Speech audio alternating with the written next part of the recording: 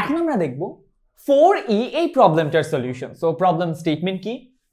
y² = 16x পরাবৃত্ত এবং এর উপকেন্দ্রিক লম্ব দ্বারা সীমাবদ্ধ ক্ষেত্রের ক্ষেত্রফল নির্ণয় করো। তাহলে এই হচ্ছে আমাদের y² = 16x পরাবৃত্ত এবং এর উপকেন্দ্রিক লম্বটা আমরা আঁকলাম। তো সবার আগে আমাদের উপকেন্দ্রটা একটু বের করে নিতে হবে। সো y² = 16x, এখন 16 কে লেখা যায় 4 * 4 * x। যারা জানি না তাদের জন্য y² = 4ax এই যে পরাবৃত্তটা আছে এর উপকেন্দ্রের স্থানাঙ্ক হচ্ছে a, 0। তাহলে y² = 4 * 4 * x, এটার উপকেন্দ্রের স্থানাঙ্ক হচ্ছে তাহলে 4, 0। কম্পারিজন করে আমরা পাই এর ভ্যালু 4। সো আমরা উপকেন্দ্র 4, 0 ডিনোট করলাম। তাহলে এই উপকেন্দ্রিক যে লম্ব, এই লম্বটার এই অন্তর্ভুক্ত অংশটার ক্ষেত্রফল কি হবে? এই উপরের অংশটুকুর ক্ষেত্রফলকে যদি আমরা 2 দিয়ে গুণ দিয়ে দেই তাহলেই কিন্তু পুরো অংশটার ক্ষেত্রফল বের হয়ে যাচ্ছে। সো আমরা মুছে দিই এই পার্টটা এন্ড তাহলে আমরা শুরু করি। ওয়েট, মুছে দেওয়ার তো কোনো দরকার ছিল না। আচ্ছা, সমস্যা নেই, ওই পার্টটা আমাদের এমনিতেও লাগতো। সো নির্ণায়ক ক্ষেত্রফল সমান আমরা বলতে পারি 2 * OAB ক্ষেত্রের ক্ষেত্রফল।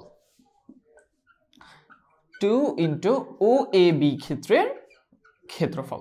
এখন OAB ক্ষেত্রের ক্ষেত্রফল কিভাবে বের করব আমরা? OAB ক্ষেত্রের ক্ষেত্রফল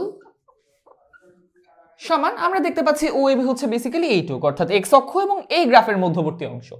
সো আমাদের এটার ক্ষেত্রফলের সূত্র খুবই সহজ, ইন্টিগ্রেশন অফ y dx। লিমিটগুলো সেট করি, 0 থেকে শুরু হবে, 4 এ যেয়ে শেষ হবে। এখন y এর ভ্যালুটা বের করব। আমরা জানি y² সমান হচ্ছে 16x, তার মানে y হচ্ছে ±4 * √x। অবভিয়াসলি আমরা কি করব? আমরা পজিটিভটা নিব। কেন? কারণ আমাদের এই যে ক্ষেত্রফলটা সেটা প্রথম চতুর্ভাগে বের করতে হচ্ছে। সো আমরা যেটা করব 0 থেকে 4 পর্যন্ত y এর জায়গায় আমরা লিখব 4 √x dx, যেহেতু এটা প্রথম চতুর্ভাগে অবস্থিত। প্রথম চতুর্ভাগ। অলরাইট। সো 4 √x, 4টা বাইরে চলে আসবে, √x কে ইন্টিগ্রেট করলে হয় x⁻³ ডিভাইডেড বাই 3/2। রাইট, 0 থেকে 4 পর্যন্ত। তাহলে 4 আমরা ফার্স্ট এখানে 4 বসাবো। তাহলে 4 বসালে হবে হচ্ছে 4⁻³ মানে 8 * 2/3। সো 8 * 2/3 মাইনাস 0 বসালে তো জাস্ট 0। সো 4 × 8 = 32, 32 দুগুণে হচ্ছে 8 আমরা আরেকবার একটু ক্যালকুলেট করি। হ্যাঁ, ঠিক আছে। তাহলে 4 × 8 = 32, 32 দুগুণে 64, 64/3 বর্গ একক। 64/3 বর্গ একক।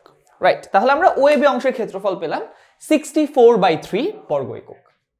তাহলে আমরা যদি পুরোটার ক্ষেত্রফল বের করতে চাই তাহলে আমরা কি লিখতে পারবো? নির্ণায়ক ক্ষেত্রফল সমান 2 * 64/3।